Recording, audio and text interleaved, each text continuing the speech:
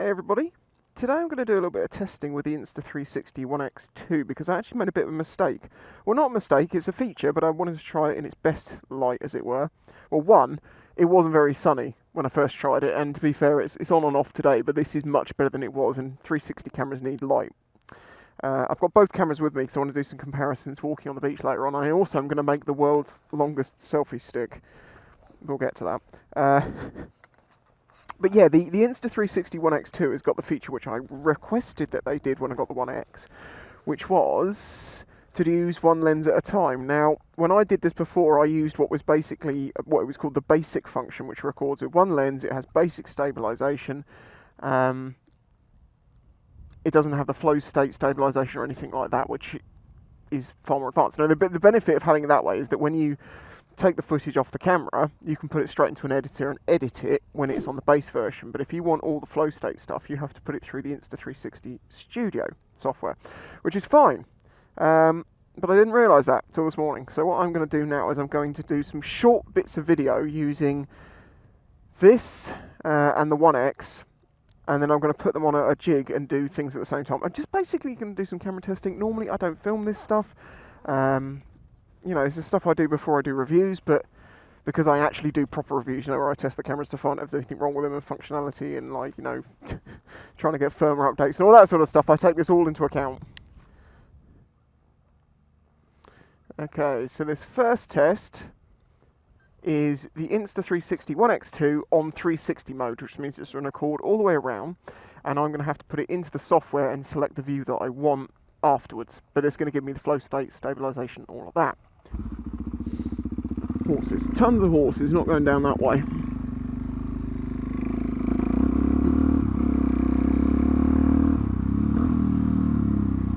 So as I say, this is the Insta360 ONE X 2 in 360 mode. I'm going to go up and down this road because that'll give me light from each direction, and hopefully it'll give us an idea of what it's like compared to the other one.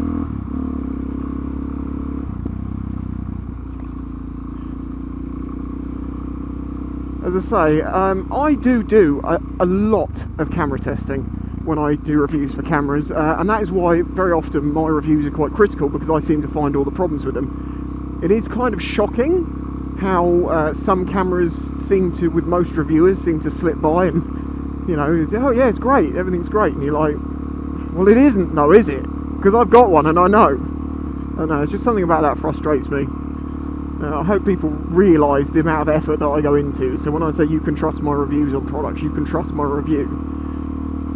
I explain how long I've had it, where I got it from, as the ASA rules require. It's the Advertising Standards Agencies. I have to tell you, if I'm given a product, if I'm loaned, I didn't even know this one myself, if I'm lent a product, even if I give it back, because I can make content on it, technically they're paying me. So that's why I make a point of saying where everything comes from, when it comes from, where it comes from. Because I legally have to.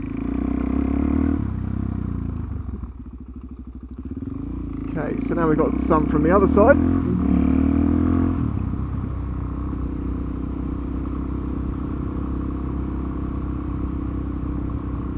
This is in the 4K 50 FPS setting. The ONE X 2 can do 5.7K, but it can only do at 30 FPS. Now that's fine if you're walking, but if you're on a motorcycle like this, no, it's not enough for me. So that's why I'm doing this, a like for like, apples for apples test between the ONE X 2 and the ONE X. I'm going to do this little run up and down again in a second using the ONE X, the first one, and then we can do a side-by-side comparison and see what they look like. See, the thing is, the ONE X is a great camera, but it's not waterproof. So as long as the ONE X 2 can meet this camera's abilities, but be waterproof at the same time, you've just got a massive win-win, really. Okay, so it's 4K 50 FPS, same as the other camera, but this is the ONE X, the first one.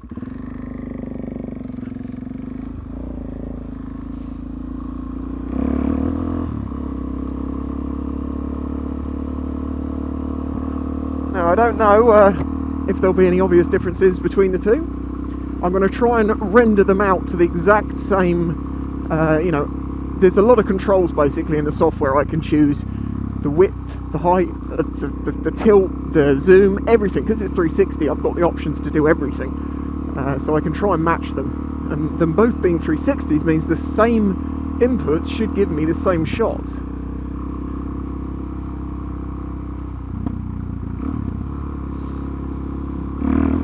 It was an obstacle.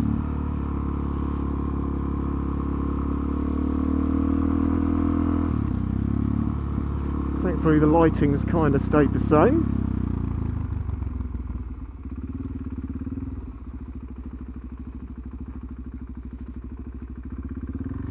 The stones down here is a good place to try this because if you have over sharpening, stones really show it up because you get overly crispy details.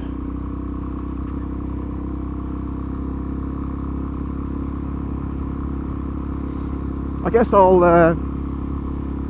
edit in a couple of swings backwards and forwards so you can see the forward and front view, because as I say, when I'm recording it like this, all the way around's getting recorded, both cameras, but that's going to be using up an awful lot of memory. If I only ever want to use the one facing me for when I'm doing this sort of shot anyway, it's best to have the other side switched off, which is what we're going to try in just a minute. Okay, so we need to go to 150 mode.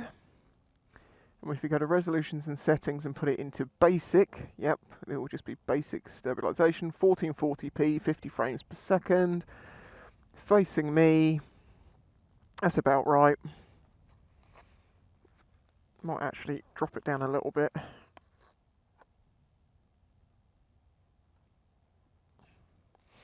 But it's only 150. That's a good width, to be fair. You know, it's more than 140. Drift, take a hint.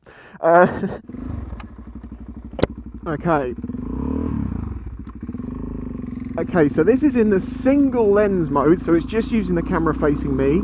I don't need to do any exporting on this through the Insta360 software because it is giving me a 1440 by 50 frames per second file with basic stabilization on it and no editable controls in the studio, as I say. So this is like any other GoPro mode, really, apart from the GoPro's got more advanced built-in stabilization through the processing of the camera, you know, the hyper smooth stuff, whereas in 360's flow state stabilization requires it to go through the software and post-processing, which, if you've got a fast computer, is not that much of a problem. If you have a slower computer, it adds a bit of time to the process. Now, I know it's a little bit dark where I am now, which is annoying because I was hoping for bright sunshine. But equally, you know, that is something to make a comparison with. This is why I'm going to do a light review to start with, just so I can give people an idea of what the camera can do, what it's like compared to the One X. In time, I'll do a proper in-depth review once I've not, you know, just put it on and tried it once or twice and seen what it's like. It's where I've just used it all the time and seen what isn't useful and what doesn't work. You know, some of the problems I found in the past with the Instas only came up once I'd used it for a while. Most of them were solved, most of them were understood, some of it was firmware, sometimes it was user error.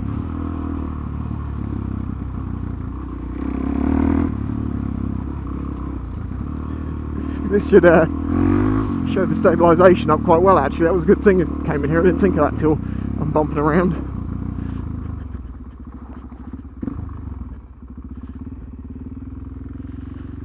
Okay, so let's try this in the flow state stabilised version. Resolutions. Pro mode. Pro mode warns you have to put it through the studio first, 1440p and 50 FPS. That's fine. But now we're in that mode. So start.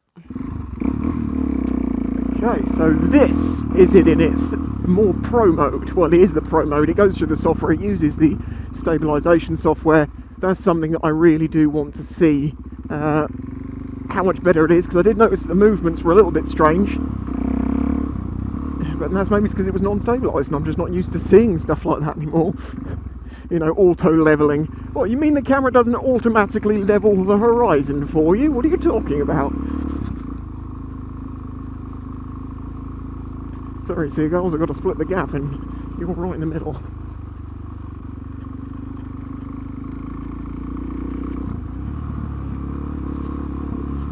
Okay, once we've done this little test, I'm going to go down to the beach and I'm going to try it in its 5.7K compared to the Insta360 ONE X's 4K, 4.7, I can't remember. I'm going to max them out, see what it's like. Means I have to drop it to 30 FPS. What else I want to do? Do some side-by-sides, and I always want to try it on the world's largest selfie stick. Insta360 send me a selfie every time they send me a camera. They always send me the motorcycle bundle, which has been updated and has got a way better clamp mount in it, and I've got to have a look at that. But I'll do that for the for the review. I could also put this right in the middle, in front of me. Probably be a more centralised, better view. I probably should do that rather than having it where I have it here. Why have I never thought of this? But this should give us an idea, a rough idea.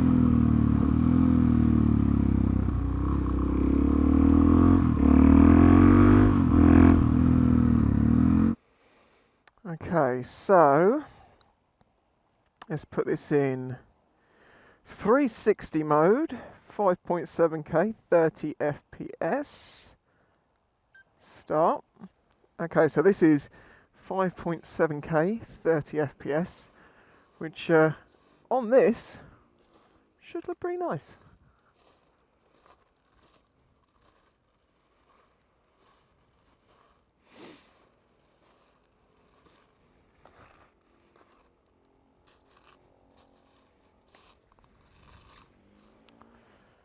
I'm going to try it again at 4K, 50 FPS, and see if we notice any difference between those two.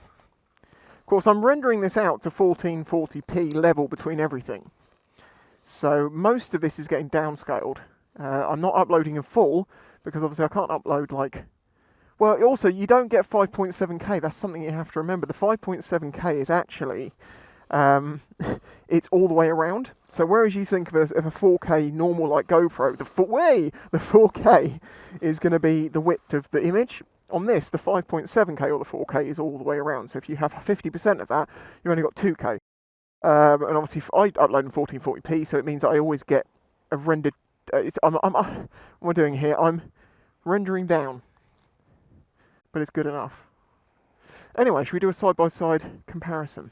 And then we'll get the selfie stick out for a laugh. I want to do this in 4K 50 because, one, that's what the ONE X is going to do. I just wish they called it the 2X, honestly. The ONE X2 and the ONE X. Why not just call it the ONE X and the 2X? Seriously, it would make everyone's lives awful. Next time, don't call it the ONE X3. Call it the 3X. Recording. Okay, so let's try that again. I don't know if there's going to be any overlap here between the two cameras that you can like see the other camera and the other one because they're where they are. I don't know. But yeah, I really want to try this like this.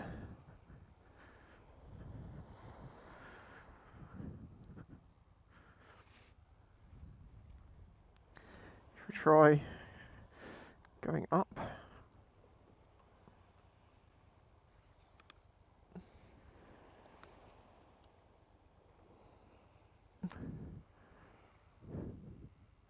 As you can see, one selfie stick is actually quite a long thing when you're 6'4" underneath it. Imagine what 4 of these joined together would look like. Well, we're going to find out in a second. So,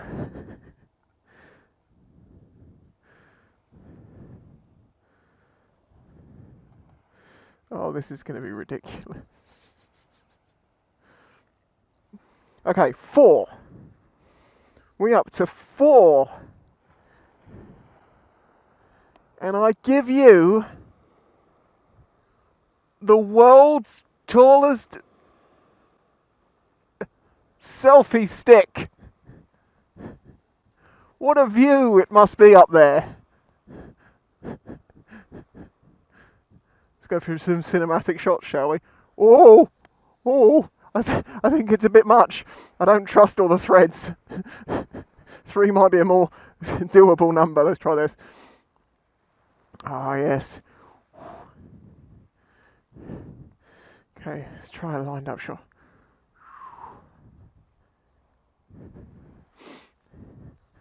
Let's try running down the beach. Flow state, stabilise that, you bastard.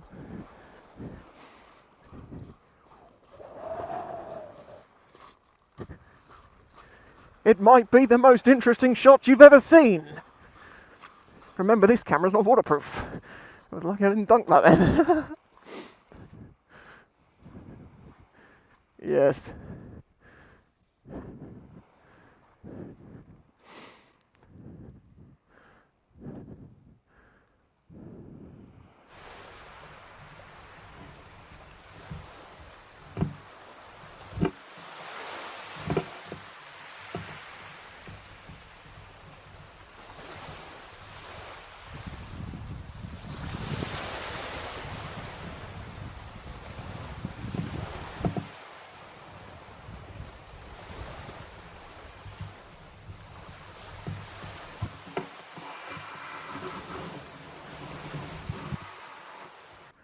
Okay. Well, honestly, you'd be better to get a carbon fibre rod, because this thing obviously is not designed to have 4 of them stacked like this. Oh, let's bring it on down.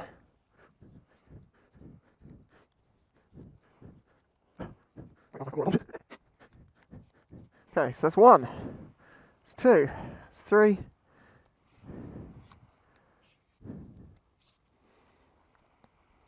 And that's 4. This is the Insta360 Pimp Cane. You know, you could have just 1 stick, but I've got 4 shortened for just because, you know, because I can.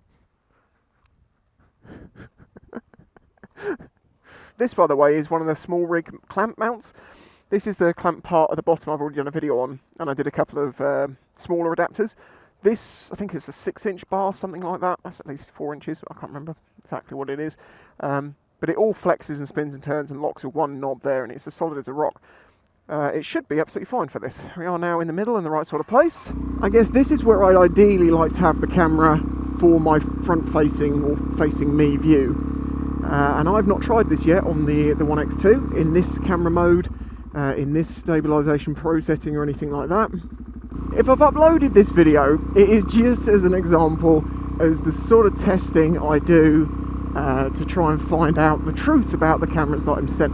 So yeah, as I say, thank you for joining me. I know this is not the normal videos I do. This was not made to be entertaining. This was not structured or anything like that. It was just what it is.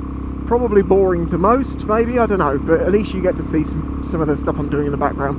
I'm working on the XJ6, obviously. And a new video coming out soon. Catch you next time. Bye-bye.